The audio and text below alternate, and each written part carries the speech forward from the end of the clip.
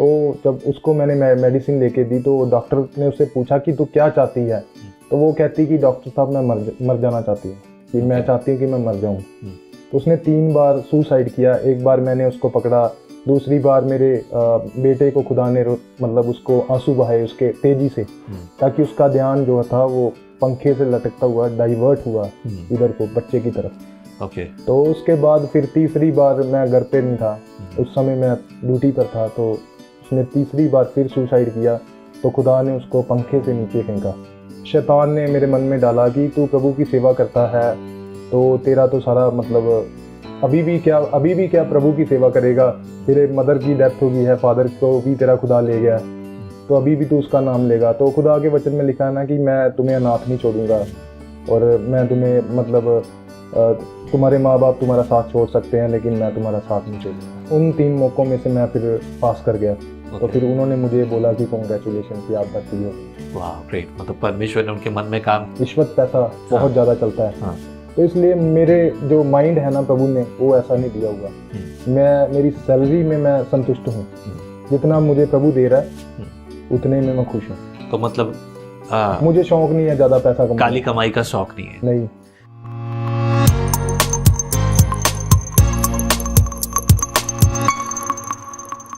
Praise the Lord. जय मसीह की। स्वागत है आपका एक और बार विजनरी रेडियो टीवी के इस खास प्रोग्राम जिसका नाम है लेट्स टॉक टुडे में। लेट्स टॉक टुडे में हम अक्सर नई बातें करते हैं, अलग अलग बात करते हैं। हमारे बीच में आज एक भाई है। मैं हूं पंजाब के अमृतसर में, और अमृतसर में हमारे पास एक गवाही है, भाई कमलजीत कुमार। आइए शुरुआत करते हैं, बात करते हैं। बहुत बहुत शुक्रिया हमारे बीच में आने के लिए। प्रभु आपको इस्तेमाल करता है। प्रभु ने आपके जीवन में अद्भुत अद्भुत कार्य किए। आप गवर्नमेंट जॉब में हैं। जी। शुरुआत करूंगा मैं आपकी गवाही से। पहले आपने अपने उद्धारकर्ता को कैसे जाना? मेरा नाम कमल कुमार है और मैं पंजाब का रहने वाला हूँ। और हमारा जो बैकग्राउंड है, हमारा जो जन्म है मेरा, वो क्रिश्चियन परिवार में ही हुआ है। ओके। तो क्रिश्चियन परिवार में चलते चलते हम लोग, मेरा खुद का जो था सिस्टम, तो मैं चर्च में बहुत कम जाता था। तो अगर जाता भी था तो 25 दिसंबर में जाता था। तो बाहर मतलब 25 दिसंबर को गेट के बाहर बैठ के तो उधर बस चर्च का टाइम स्पेंड करके तो घर पे आ जाना। तो 2006 में हमारे जो घर का जो सिस्टम था वो बहुत गरीबी में चल रहा था, बहुत ज़्यादा डाउन चला गया था। तो वहाँ पर जब मतलब उस समय जो था तो वहाँ पर बहुत दिक्कतों का सामना करना पड़ा हमें। तो हमारे जो घर की चीज़ें थी वो भी हम बेचने लगे। उसके बाद मैंने, हमारे चाचा जी थे वो भी मसीह में हैं, वो अभी वो पास्टर हैं। तो उन्होंने मुझे कहीं जॉब पे लगवाया। तो मैं 3 साल उधर पेंट की शॉप पे काम किया लगातार। तो वो जो मेरा बॉस था वो मुझे बहुत बुरा भला कहता था। जब शाम के समय में सारा सुबह दिन 8:30 बजे से लेके रात के 9 बजे तक मैं काम करता था, तो फिर भी वो बंदा मेरी बुराई करता था। तो 3 साल मैंने लगातार काम किया। उसके बाद मैंने उधर हुसैनपुरा चौक में एक मियाँ रजा जादी के नाम पे जो काले इलम वाले होते हैं, क्या होते हैं? काले इलम वाले। तो उनके पास थोड़ा बढ़िया जॉब थी कि उनका खाना खुना लेके आना, बस 2000 वो सैलरी मुझे 2000 देता था। तो वहाँ पर जब मैं लगा तो मेरे घर वालों को वो काम अच्छा नहीं लगता था, क्योंकि वहाँ पर कुछ गलत काम भी होते थे। मैं समझा नहीं, क्या किस तरह के लोग हैं, क्या काम होता था? सर वहाँ पर जैसे काले इलम के लोग, जैसे जादू टूने वाले लोग। अच्छा। तो उनका यहाँ पर ऑफिस बना हुआ था हुसैनपुरा चौक में, मियाँ रजा जादी के नाम पे। ओके। तो वहाँ पर मैं काम करता था। तो वहाँ पर मेरा यही काम था कि बस उनको खाना ला के तो देना, उनकी जो जरूरत है। वहाँ पर मुझे 2000 सैलरी मिलती थी 2009 में। ओके। तो मेरे घर वालों को वो काम अच्छा नहीं लगा। तो उसके बाद एक खुदा का संत जो है वो हमारे घर पे, फिरोजपुर से पास्टर सैम हमारे घर पे आए। वो हमारे रिश्तेदारी में से है। तो उन्होंने मुझे प्रभु के बारे में बताया कि प्रभु यीशु मसीह आपसे प्यार करता है, अगर आप अपनी ज़िंदगी प्रभु को देंगे तो प्रभु आपके ज़िंदगी को बदल देगा। तो जैसा ही रात के समय में वो मुझसे बातें कर रहे हैं, सुबह मुझे पंजाब बाइबल कॉलेज में लेकर चले गए। अच्छा। रात के समय में प्रभु ने मेरे माइंड को बदला। तो तुरंत मैंने सुबह बाइबल कॉलेज जाने के लिए तैयारी कर ली। तो जब मैं वहाँ पर भी गया था तो वहाँ पर भी हमारे घर का सर्कल टाइट होने के कारण काफ़ी दिक्कतों का सामना करना पड़ा। जैसे मैंने उधर जाकर अपना जीवन जो है प्रभु को दिया, तो मैंने प्रार्थना में अपना समय बिताना शुरू किया, तो प्रभु ने हमारे घर के हालातों को बदलना शुरू कर दिया। Amen. तो 2009 में हमने एक विषय रखा था। मेरे फादर साहब पुलिस में थे, तो उन्होंने 2002 में वो डिसमिस हुए थे, 2002 में। तो मैं जब प्रभु में आया तो मैंने उनके लिए प्रार्थना करता था कि प्रभु मेरे फादर साहब को एक बार फिर से मतलब ड्यूटी वापस दे। हाँ। तो 3 साल लगातार मैं प्रार्थना करता रहा। तो 3 साल के बाद प्रभु ने हमारा जो रास्ता है वो खोला। 2013 को 13 दिसंबर को मेरे जो फादर साहब थे वो फिर से बहाल हुए ओके। और फिर वो ड्यूटी करने लगे। 10 साल वो डिसमिस रहे? 12 साल। 12 साल जी। 12 साल तक वो घर पर थे? जी जी। क्या वजह थी कि वो डिसमिस हुए? उस समय जो सैलरी थी वो बहुत कम होती थी 2002 में। तो उनको लगा कि मैं प्राइवेट जॉब में ज़्यादा पैसे कमाता हूँ, हाँ। तो इसमें कम कमाता हूँ, तो इसलिए और एक आधी और भी दिक्कत थी, तो जिसके कारण डिपार्टमेंट ने उनको डिसमिस कर दिया था। ठीक है। फिर अब उनको बहाली मिल गई? हाँ, उनके प्रभु ने मतलब उनके लिए रास्ता खोला। ठीक है। 12 साल से बहुत सारे हमने लोगों को अप्रोच लगाई, लेकिन किसी ने भी हमारी सुनी नहीं। जैसे हम 2009 में प्रभु में आए, अपना जीवन दिया, तो हमने प्रार्थना करनी शुरू की कि प्रभु हमें पता है कि तूने मेरे फादर साहब को बहाल कर दिया है। तो जैसा हमने प्रभु से मांगा प्रभु ने हमें दिया। 2013 में प्रभु ने मेरे फादर साहब को फिर से बहाल किया। नहीं, जब 2013 में आपने जब ये प्रार्थना के द्वारा हुआ या किसी को अप्रोच लगाने से हुआ? देखो प्रभु, प्रार्थना एक हमारा जरिया बनता है।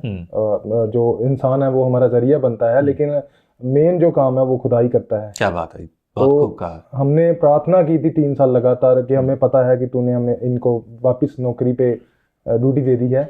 तो प्रभु ने वैसा ही 3 साल लगातार इस विषय के लिए प्रार्थना की। क्या बात है। उसके बाद प्रभु ने एक अंकल भेजे हमारी ज़िंदगी में। उन्होंने फादर साहब का 1 महीने में काम करवा दिया था। क्या बात है। तो उसके बाद वो बहाल हुए, फिर ड्यूटी करने लगे। बढ़िया। उसके बाद आपके जीवन से? उसके बाद सर मैं साथ साथ प्रभु की सेवा करता था। जैसे मेरे ग्रेजुएशन कंप्लीट हुई बाइबल कॉलेज से 2009 से लेके 2011 तक, तो उसके बाद मैं साथ में प्राइवेट जॉब करता था और साथ में सेवा भी करता था। तो मैंने अलग अलग गाँवों में जाकर प्रभु के सुसमाचार को फैलाया हुआ है। तो उसके बाद मेरे फादर साहब की डेथ होगी 2015 में। तो 15 में डेथ होने के बाद डिपार्टमेंट में कानून नहीं था कि उनके बच्चों को नौकरी दी जाए। ये डिपार्टमेंट में कानून नहीं है? जी, कानून नहीं था उस समय। अच्छा। तो वहाँ पर मैं और मेरी मदर जब एसपी के पास गए, तो एसपी ने बोला कि आपके फादर साहब का जो फंड है, पैसा है, उसको संभाल के रखना, नौकरी आपको नहीं मिलेगी क्योंकि ऐसा डिपार्टमेंट में कोई कानून नहीं है। ओके। तो हमने फिर से प्रार्थना करनी शुरू कर दी प्रभु के आगे कि प्रभु हमें पता है कि अगर तूने ये नौकरी 12 साल के बाद दी है तो ये ऐसे मामूली जाने के लिए नहीं दी, बल्कि तू इसको लाइफ टाइम के लिए दी है। तो हमने प्रार्थना करनी शुरू कर दी कि हमें पता है तूने हमें नौकरी दे दी है। अब यकीन मानना, जब बादल सरकार 2016 में जब जाने लगी तो उन्होंने डेथ केस का कानून पास कर दिया। तो कानून पास होने के बाद कोर्ट ऑफ कंडक्ट लगा था। तो उसमें डीजीपी जो था हमारा डिपार्टमेंट का, तो उन्होंने नोटिफिकेशन कर दिया। तो उसके बाद कोर्ट ऑफ कंडक्ट लगे में कभी सरकारी काम नहीं होता, लेकिन 31 जनवरी को कोर्ट ऑफ कंडक्ट लगे के बीच में एक मुलाजम चिट्ठी लेकर घर पे आ गया कि अपने बच्चे को नौकरी दो। क्या बात है, हालेलुया। तो आपके पिताजी की जगह आपको पंजाब पुलिस में नौकरी मिल गई। जी। क्या बात है। तो आज आप पंजाब पुलिस के मुलाजिम हैं। कर्मचारी हूँ। क्या बात है, क्या बात है, बहुत बढ़िया। एंड देन उसके बाद आपकी ज़िंदगी में किस तरह के बदलाव रहे, क्योंकि अभी तो शुरुआत ही है। जी। तो सर उसके बाद मेरे जब मैंने नौकरी करनी थी तो अभी चिट्ठी आई थी। चिट्ठी के आने के बाद मेरे मदर की डेथ हुई। तो उस समय थोड़ा सा शैतान ने मेरे मन में डाला कि तू प्रभु की सेवा करता है तो तेरा तो सारा मतलब अभी भी क्या प्रभु की सेवा करेगा। तेरे मदर की डेथ हो गई है, फादर को भी तेरा खुदा ले गया, तो अभी भी तू उसका नाम लेगा। तो खुदा के वचन में लिखा है ना कि मैं तुम्हें अनाथ नहीं छोड़ूंगा और मैं तुम्हें मतलब तुम्हारे माँ बाप तुम्हारा साथ छोड़ सकते हैं लेकिन मैं तुम्हारा साथ नहीं छोड़ूंगा। इसका मतलब ये है कि उन दिनों में आपके मन में, आपके विश्वास में एक ऐसी लहर, भूकंप जैसा कि भाई विश्वास भी काम कर रहा है कि नहीं कर रहा, ऐसा कुछ था? नहीं, ऐसा मेरा रिश्ता जो खुदा के साथ बहुत गहरा है। तो जैसे ही मेरे मदर की डेथ हुई थी, एक दिन मुझे लगा था ऐसा क्योंकि डेथ मतलब छोटी उम्र में माँ बाप का चले जाना बहुत हाँ। गंभीर विषय है। राइट। तो उसमें जब डेथ हुई तो मुझे तो लगा था ऐसा, एक दिन में शैतान मेरे मन में ऐसी बातें डाल रहा था, लेकिन अगले दिन खुदा की वर्ष जो है वो मुझे मिली कि तुम्हारा माँ बाप तुम्हारा साथ छोड़ सकता है, लेकिन तुम्हारा खुदा हमेशा तक तुम्हारे साथ है। तो बस उस बात को लेकर फिर से आगे बढ़ना शुरू कर दिया। क्या बात है, बहुत बढ़िया। एंड देन उसके बाद? उसके बाद सर उसके बाद फिर मैंने ट्रायल पास किए डिपार्टमेंट में। तो ट्रायल पास करते वक्त मेरे पैर में चोट लगी हुई थी, लेकिन मैंने उनको बताया नहीं। मैंने ऐसे दौड़ लगाई, 1600 मीटर दौड़ लगाई। उसके बाद मेरा एक ट्रायल रहता था, तीसरा ट्रायल लॉन्ग जंप में, तो उसमें मैं 3 चांस जो था वो गवा चुका था। वहाँ पर एक एसपी था, उसके कंधे पे शेर लगा हुआ था, तो उसने मुझे 3 मौके अपॉर्चुनिटी और दी। तो उन 3 मौकों में से मैं फिर पास कर गया। तो फिर उन्होंने मुझे बोला कि कॉन्ग्रेचुलेशन कि आप भर्ती हो गए। वाह, ग्रेट। मतलब परमेश्वर ने उनके मन में काम किया और उन्होंने आपके लिए ये मौके दिए and you got success, right. तो उसके बाद सर यहाँ पर ना सिस्टम होता है अमृतसर में कि जब बंदा भर्ती होता है तो पुलिस लाइन में उनकी ट्रेनिंग होती है। तो सर जब मेरी ट्रेनिंग थी तो मेरे घर के पास एक स्कूल है, ज्ञानाश्रम स्कूल। तो इनको जगह ही नहीं मिली किसी पुलिस लाइन में ट्रेनिंग के लिए। तो मेरे घर के पास ही बिल्कुल लगी थी साथ में। तो रात को मैं घर पे रहता था, तो दिन को मैं ट्रेनिंग सेंटर में रहता था। वाह, क्या बात है, ऐसा तो किसी के साथ भी नहीं होता है। सर मेरी जिंदगी में खुदा ने बहुत बड़े बड़े काम किए हैं। आगे भी बहुत सारे हैं। You got success in this, you know, of course you faced lot of consequences. बहुत सारे परिस्थितियों के अनुसार आपने समस्याओं को देखा and you found some problems in your life. इन समस्याओं में आपने एक चीज़ को देखा, जो ये चीज़ आपको मिला है, ये अनुग्रह जो मिला है, is that because of you had something और ये मसीह का किया हुआ है आपके लिए? ये प्रभु की दया से है सब कुछ। ऐसा तो नहीं कि भाई आपने कुछ कर लिया, मैं लंबा चौड़ा हूँ, मैं ये हूँ, नहीं, मुझे शौक नहीं था भर्ती होने का। ओके। मुझे पुलिस में भर्ती होने का शौक नहीं था, लेकिन प्रभु ने मेरे लिए खुद रास्ता खोला।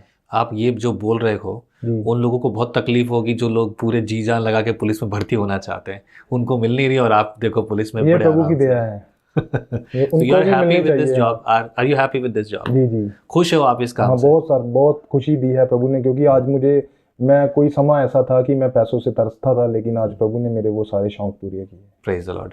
शौक है या फिर आपके जीवन के रास्ते पूरे कर दिए? शौक जो है, मेरी जिंदगी में कुछ ऐसे किस्से भी थे जिनको मैं खरीद नहीं पाता था, कोई चीज ले नहीं सकता था।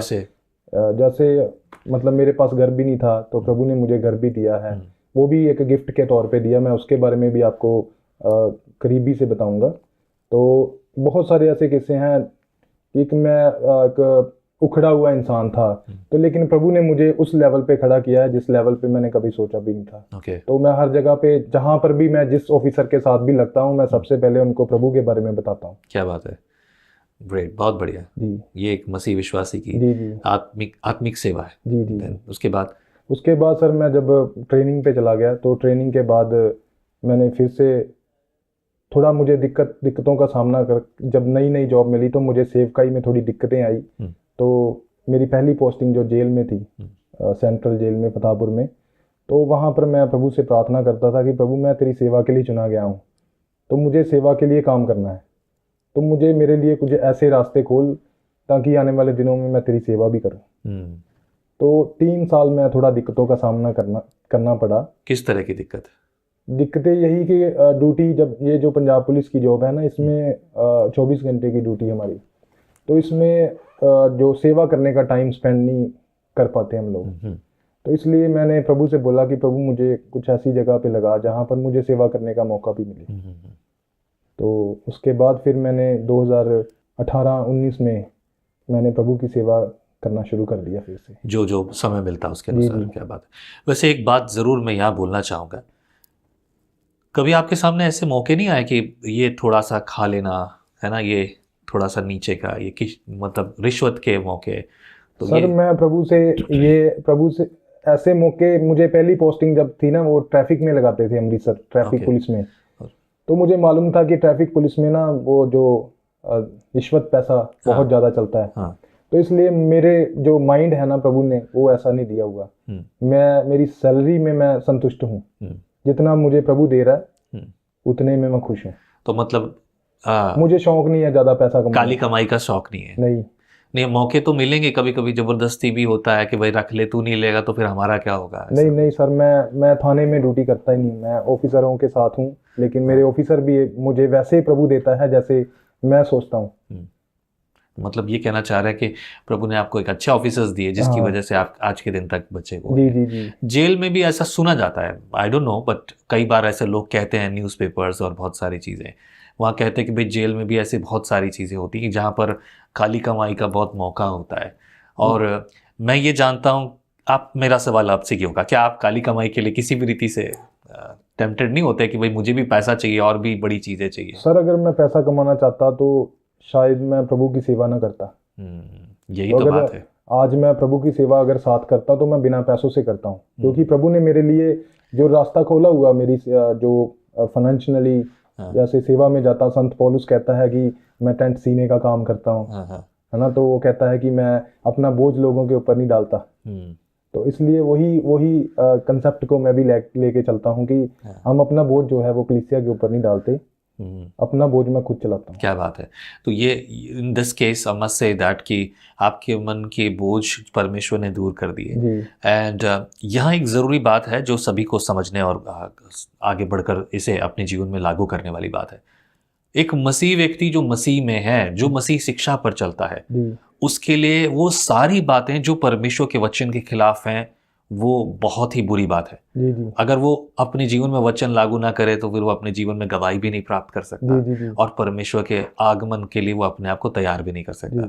Of course we are in this world, we are fighter, of course जीवन में लड़ रहे हैं बहुत सारी चीज़ों के लिए, लेकिन यहाँ पर एक आत्मिक विश्वास के साथ जहाँ आप हैं उसमें पूरी ईमानदारी के साथ खड़े रहें, ताकि लोग देखें कि हाँ ये एक बंदा है जिसके अंदर खुदा रहता है। आमीन। और उसके बाद फिर क्या हुआ आपके? उसके बाद सर मेरी मैरिज हुई 2018 में। तो 1 साल हुआ मेरी मैरिज को। उसके बाद जब मेरा बेटा हुआ तब मेरी वाइफ जो थी वो डिप्रेशन में चली गई थी। तो डिप्रेशन में जाने के बाद मेरा जो सिस्टम था, मेरी घर का सिस्टम था, वो बहुत ज़्यादा ख़राब हुआ था उन दिनों में। तो मेरी वाइफ हमेशा मुझे डिप्रेशन में जाने के बाद उसको मैंने न्यूरोलॉजिस्ट के पास भी खड़ा, ट्रिलियम मॉल के पास। तो जब उसको मैंने मेडिसिन लेके दी तो डॉक्टर ने उससे पूछा कि तू क्या चाहती है, तो वो कहती कि डॉक्टर साहब मैं मर जाना चाहती हूँ, कि मैं चाहती हूँ कि मैं मर जाऊँ। तो उसने 3 बार सुसाइड किया। एक बार मैंने उसको पकड़ा, दूसरी बार मेरे बेटे को खुदा ने मतलब उसको आंसू बहाए उसके तेजी से, ताकि उसका ध्यान जो था वो पंखे से लटकता हुआ डाइवर्ट हुआ इधर को, बच्चे की तरफ।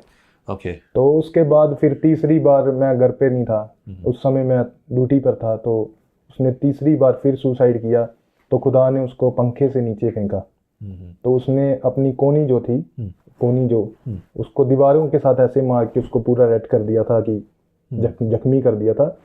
तो उसके बाद मैंने, जब मुझे पता चला तो मैं घर पे गया, तो मैंने उसके लिए प्रार्थना करनी शुरू की। 2 घंटे लगातार मैंने उसके लिए प्रार्थना की, तो वो शांति से सो गई। उसके बाद शाम को जब उसके घर वालों को बताना पड़ना था तो मैंने बताया, तो उनके घर वाले भी मेरे अगेंस्ट थे। तो उसके बाद फिर मैंने उसको सिंगानिया हॉस्पिटल में लेकर गया, तो उन्होंने जवाब दे दिया कि ये पुलिस केस है, इसने सुसाइड किया है, हम इसको एडमिट नहीं कर सकते। तो उसके बाद उसको फिर गुरु रामदास हॉस्पिटल में मैंने एडमिट करवाया। वहाँ पर वो कहते कि पुलिस केस है, तो मैंने बोला कोई बात नहीं, आप बुलाओ। तो बहुत सारे लोगों ने मुझे बोला कि इसने तो तेरे साथ ऐसा किया है, तू इसको छोड़ दे। लेकिन मैंने बोला कि नहीं, अगर खुदा की मर्जी है तो खुदा इसे बचाएगा। तो मेरे पास बहुत सारी अप्रोचें भी थी, मैं बहुत सारे लोगों को कांटेक्ट भी कर सकता था अपनी जान बचाने के लिए, लेकिन मैंने ऐसा कुछ नहीं कहा, ना ही कुछ किया। मैंने सिर्फ प्रभु के ऊपर अपना भरोसा रखा, और मुझे पता था कि मेरा खुदा अगर मेरे लिए सब कुछ कर सकता है तो इसको भी ठीक कर सकता है। इसको मतलब उठाने की ताकत रखता है। वो बेहोशी हालत में थी, तो जैसे उसको वार्ड के अंदर भी एडमिट करवाया था, तो उसने पूरी वार्ड को भी मतलब ऊंची ऊंची चलाती थी। तो फिर उन्होंने इंजेक्शन लगा के उसको सिलाया, रात मतलब नींद में डाला था, नींद का इंजेक्शन लगवा के। तो उसके बाद जब मैंने प्रार्थना की रात को, प्रभु इस केस में मैं किसी को अप्रोच नहीं लगाऊंगा, मैं तेरे को अप्रोच लगाऊंगा, क्या बात है? और तू इसे जगाने की ताकत रखता है। तो सुबह 6 बजे तो उसने उठी, तो उसने ढूंढा कि मेरा पति कहाँ है। तो फिर मैंने इसके पास गया, तो मैंने बोला कि तूने क्या किया है? वो कहती मुझे पता ही नहीं चला कि मेरे साथ क्या हुआ। तो उसके बाद फिर उसके बाद इसको जब छुट्टी मिली तो मैंने उसके बाद फिर मेरा ड्यूटी दौरान ना यहाँ थाना बी डिवीज़न में लॉकडाउन लगा था, तो वहाँ पर मेरे साथ कुछ इंसिडेंट्स हुआ था कुछ ड्यूटी दौरान। ओके। तो उस इंसिडेंट्स में भी मुझे प्रभु ने बचाया था। मेरे ऊपर 26 का पर्चा होता था। 26 का ये क्या होता है? केस था 26। क्या हुआ था? वहाँ पर मेरा कुछ फाइट हो गया था ड्यूटी दौरान किसी के साथ, ऑन ड्यूटी। ओके। तो उसने उसके नाक की हड्डी जो थी वो जब टूटी तो उसमें भी ब्लड नहीं निकला। उसके बीच में से ब्लड नहीं निकला, उसकी हड्डी टूट गई थी लेकिन ब्लड नहीं निकला। उसके बाद उस बंदे ने मेरे ऊपर पर्चा करवाया। ये पर्चा मतलब FIR कराई? FIR। अच्छा, ठीक है। ओके। तो वो 26 का पर्चा करवाता था वो मेरे ऊपर, लेकिन प्रभु ने मुझे वहां से भी निकाला। क्या बात है। यानी कि ये दोनों इंसिडेंट्स जो थे वो मेरे हफ्ते में हुए थे। हफ्ता पहले मेरी वाइफ ने सुसाइड किया, उसके हफ्ते बाद मेरे साथ ये इंसिडेंट्स घटना घटी। तो उसके बाद मैंने ये जो घटना घटी थी, इस दिन मुझे जो 26 जिस दिन मेरे ऊपर FIR होनी थी, तो उस दिन मुझे पठानकोट किसी को मैसेज देने के लिए भेज रहे थे मेरे ऑफिसर, लेकिन मैंने उनको बोला कि नहीं, मैं नहीं जाऊंगा, मैं इधर ही रहूंगा। तो उस दिन मुझे लगता कि मुझे मेरे ऊपर पड़नी थी। हो सकता है कि जब मुझे ड्यूटी मिली थी तो उस समय मैं थोड़ा घमंडी बन गया था कि लोगों के साथ मारपीट करनी, जैसे पुलिस का काम होता है। तो मेरे खुदा को ये काम अच्छा नहीं लगा, तो इसलिए उसने मुझे सुधारने के लिए तो मेरे साथ ऐसे इंसिडेंट्स भी हुए और उसने मुझे निकाला भी। जैसे वचन में लिखा है कि जख्म भी वही देता है और पट्टी भी वही बांधता है। क्या बात है। तो उसने ये इंसिडेंट्स हुआ। उसके बाद मैं कुछ दिनों के लिए ड्यूटी से गया, मतलब सस्पेंड चला। तो उसके बाद मुझे बहाल हुआ। बहाल होने के बाद मेरे ऑफिसर ने बोला मैं तुझे पनिशमेंट दूंगा। तो मैंने बोला किस चीज़ की? वो कहते फिर से तुझे जेल में भेजूंगा मैं ड्यूटी करने के लिए। तो मैंने बोला कोई बात नहीं, मेरी हाजिरी डालो। तो जैसे मैंने जेल में गया तो वहाँ पर मैं चोरी छिपे, वहाँ पर कुछ आर्मी के लोग लगे हुए हैं, तो वो ऊपर कोई लेके नहीं जाने देते, कोई किताब वगैरह, कोई बुक्स वगैरह, कोई बाइबल वगैरह। तो मैं चोरी छिपे वहाँ पर लेकर जाता था। तो मैंने खुदा के सामने घुटने टेक के जेल के टावर के ऊपर बैठ के प्रार्थना करनी कि प्रभु अब मेरे वश में नहीं है कि मैं इसको बदल सकूँ, अपनी पत्नी को, अब तू ही इसे बदल सकता है। तो मैंने उसके लिए प्रार्थना करनी शुरू कर दी। 3 महीने मैं उधर रहा, तो 3 महीने में मेरी वाइफ को खुदा ने बदल दिया। क्या बात है। आज वो मतलब अपने घर को संभालती है। वो क्यों बदली, कैसे बदली? उसको खुदा का अनुग्रह उसके ऊपर हुआ और खुदा ने उसे बदला। शादी होती है तो सबके बीच में ना आपस में, हालांकि खासतौर से हस्बैंड वाइफ के बीच में कॉल और करार होते हैं जी, क्या ना, वाचा बांधी जाती है जी कि तेरे साथ सुख दुख में मैं सहभागी रहूंगा। ये हस्बैंड का भी होता है और वाइफ का भी होता है। यहाँ पर आपने बखूबी निभाया। मौके तो और भी बहुत होते हैं, और जैसा आपने कहा अप्रोचेस होती हैं, सब कुछ होते हैं, आराम से तलाक लिया जा सकता है, पर छोड़कर भागा नहीं। वाकई में सच्चा मर्द यही करता है। और जो खुदा को जानता है वो ईमानदारी से। तो आपने एक पति का धर्म बहुत अच्छे से निभाया। क्या बात है। उसके बाद क्या हुआ? उसके बाद सर इन चीज़ों से मैं बाहर निकला तो थोड़ा घर में थोड़ा दिक्कतें आने लगी। जैसे घर में थोड़ी प्रॉब्लम आने लगी, आपस में जॉइंट फैमिली थी तो उसमें थोड़ी प्रॉब्लम आने लगी। तो मेरे पास घर नहीं था, तो मैंने प्रभु को बोला कि मुझे घर चाहिए। मैं यहाँ पर एक डायमंड एवेन्यू है सुल्तानविंड बाईपास पे, तो मैंने वहाँ पर जाकर प्रभु के आगे प्रार्थना की कि प्रभु मुझे इसी स्थान पे जगह चाहिए। ओके। तो खुदा ने मेरे लिए रास्ता खोला। वहाँ पर क्यों किया? क्योंकि वो एरिया मुझे अच्छा लगता था। ओके। तो मैंने प्रभु से बोला कि मुझे ये सुंदर एरिया है, तो यहाँ पर मुझे जगह चाहिए। तो उसके कुछ दिन के बाद प्रभु ने मेरे लिए रास्ता खोला। क्या बात है। मेरे पास पैसे नहीं थे, सिर्फ 1 लाख रुपया था मेरे पास। तो अभी यहाँ पर सिस्टम होता है कि जब बंदे को नौकरी मिलती है तो 3 साल लगातार 10,000 में रखते हैं, उसके बाद सैलरी बढ़ती है। ठीक बात है। तो यहाँ पर मेरा भी सिस्टम ऐसा ही था। तो 3 साल मैं 10,000 में रहा। चौथे साल में मैंने, अभी मुझे 6 साल हो गए हैं भर्ती हुए, तो अभी 1.5 साल हो गया मुझे घर लिए हुए। तो जब मैंने यहाँ पर प्रार्थना की कि प्रभु मुझे घर चाहिए, तो मेरे एक अंकल हैं, उनके 4 प्लाट थे, तो मैंने उनसे बातचीत की। वो कहते चारों में से जो तुझे पसंद है वो रख ले। क्या बात है। तो उसके बाद ये खुदा के काम है। तो मेरे पास पैसा नहीं था, बिना पैसों से मुझे वो घर दिया। बहुत बढ़िया। क्या बात है। Hallelujah, God is doing great miracle in your life. वो बहुत सारे काम खुदा मेरी ज़िंदगी में नज़दीक होकर करता है, तो इसलिए मेरा भरोसा यीशु के ऊपर है, ना कि किसी पास्टर के ऊपर। क्या बात है। Pastors are there to help, जी राइट, वो प्रेरित करने के लिए है, जी परमेश्वर के साथ संगति करने के लिए, सिखाने के लिए है, जी जी परमेश्वर के वचन को सिखाने के लिए है। जी बस पास्टर्स आर जस्ट पास्टर्स, जी। दे आर यू नो, चरवाहे तो चरवाहे हैं, जी मालिक तो खुदा है। जी तो चरवाहों की जिम्मेदारी है कि भेड़ों को ये याद दिलाए कि देख, तेरा मेरा मालिक जी यहोवा यीशु मसीह जी जी है ना, त्रिएक परमेश्वर है। जी तो हम उस बात को समझें, और जहां पर पास्टर्स ये सिखाने लग जाते हैं, जैसा कि मैं अक्सर लोगों को सुन रहा हूँ, जी, जी। लोग देख रहे हैं, बोल रहे हैं कि 25,000 दे रहे हैं कि इसके लिए उसके लिए, जी और यहाँ पर बातें गलत हो जाती हैं। जिन्होंने भेड़ों को ये सिखाया है जी कि खुदा से कैसे मांगना है, जी जी उनकी जिंदगी आसान होती, जैसे कि आपने सीखा है। जी जी हालेलुया, क्या खूबसूरत बात है, जी मजेदार। ये है जिंदगी की सच्ची अच्छी गवाही। जी जी। आमीन। वो सर यही है कि जिन ऑफिसरों के साथ मैं रहता हूँ, तो मैं उनको भी खुदा के बारे में बताता हूँ। मैं कभी भी किसी ऑफिसर के सामने झिझका नहीं कि मैं, बहुत सारे मैंने मुलाजम लोग देखे हैं, लेकिन ऑफिसरों के सामने वो झिझकते हैं कि मैं यीशु को नहीं, है ना, हाँ। कि कहीं ये मुझे मेरे से नफरत ना करने लगे। लेकिन मैं मतलब खुद बताता हूँ, और उन लोगों के लिए मैं प्रार्थना भी करता हूँ। क्या बात है। अभी मैं मजिस्ट्रेट के साथ साहब के साथ चलता हूँ। पिछले दिनों में मैंने कमांडेंट साहब के साथ भी ड्यूटी की है, उससे पहले मैंने डीए लीगल साहब के साथ भी ड्यूटी की है। तो इन सभी ऑफिसरों के साथ मैंने इनके साथ मैं प्रभु के बारे में इनको बताता रहता था, Amen. और इनके लिए प्रार्थना भी इनके सामने करता था। राइट। तो कुछ लोग, मैं उन लोगों को मैसेज देना चाहता हूँ कि जो लोग डरते हैं ड्यूटी करते हुए कि ऑफिसरों को पता ना चले कि मैं मसीह में हूँ या नहीं हूँ, क्योंकि कुछ लोग मुझे ऐसा बोलते हैं कि कुछ तो मतलब कुछ ना कुछ तो देख लिया कर। तो मैंने उनको ये जवाब दिया था कि मैं खुदा को देखता हूँ, ना कि मैं लोगों को देखता क्या बात है, क्या बात है, बंदा हूँ। इसलिए दमदार है। इसलिए हमें जहाँ पर भी हम बैठे हुए हैं, जहाँ पर भी जाते हैं, तो कई बार तो मैं मसीह गीत लगा देता हूँ। Amen. गाड़ी में अगर ऑफिसर बैठे हों तो मैं कई बार मसीह गीत लगाता हूँ, ताकि इनको पता चले कि यीशु क्या है। क्या बात है। So you are a gunman, जी जी राइट, जी बिकॉज इन देयर सिक्योरिटी, जी, उनकी जी। सिक्योरिटी। क्या बात है। खुदा बहुत बरकत दे आपके बेटे को, आपकी पत्नी को, आपके पूरे परिवार को, जी और जो आपका घर है उसकी भी पूरी किश्तें समय पर पूरी हो जाएं। जी जी जी प्रभु बरकत दे सारी बातों के लिए। जी। ग्रेट, बहुत खूबसूरत गवाही। प्रभु आपको बहुत आशीष करे इस गवाही के लिए जो हमने सुनी। ऐसी गवाही और न जाने कितनों के पास है, लेकिन याद रखिए, गवाही तब होती है जब मसीह को पहला स्थान हम अपने जीवन से देते गए। प्रभु आपको आशीष करे। यदि आपके मन में भी गवाही है, यदि आपके मन में भी कोई प्रेरणा है, तो आप विजनरी स्टूडियो में आ सकते हैं और अपनी गवाही शेयर कर सकते हैं। और यदि प्रभु ने आपको प्रेरित किया है, तो हमारी सेवकाई के लिए नीचे लिखे नंबर पर टाइट्स, ऑफरिंग, जो भी प्रभु आपके मन में बोझ देता है वो भेजिए, ताकि हम अलग अलग राज्यों में, अलग अलग शहरों में और सेवकाई कर सकें।